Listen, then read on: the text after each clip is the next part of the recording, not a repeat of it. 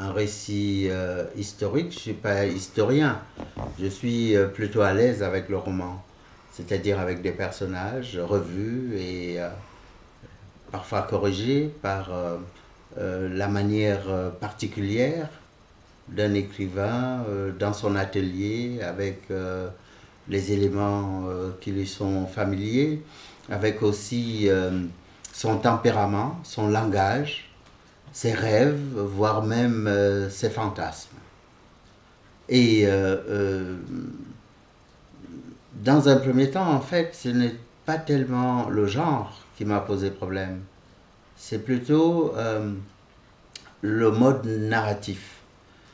J'ai écrit une première version à la troisième personne, parce que je voulais un narrateur détaché qui raconte une histoire qui est advenue dans la forme romanesque, donc qui m'est chère. Et puis je me suis aperçu que la voix de Rosa ne résonnait pas assez, apparaissait plutôt celle du narrateur. Donc j'ai abandonné cette...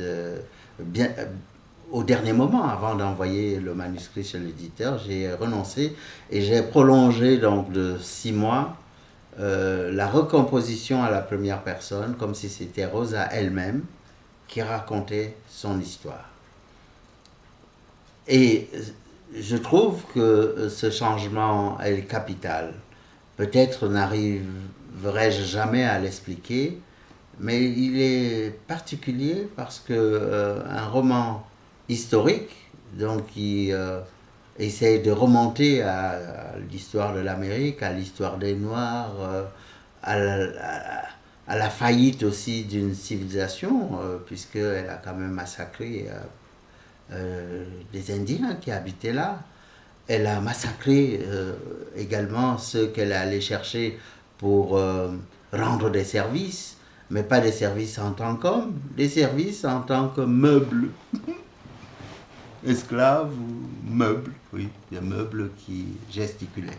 C'est ainsi qu'on considérait les Noirs. C'est ainsi aussi que Louis XIV les avait fait entrer dans la malheureuse histoire avec son code noir. Mais ça, c'est donc tout ce qui occupait mon esprit et que je voulais restituer dans une forme romanesque qui s'appuie sur l'histoire, qui s'appuie sur des personnages et qui s'appuie aussi sur la nécessité peut-être de faire entendre la voix d'une femme.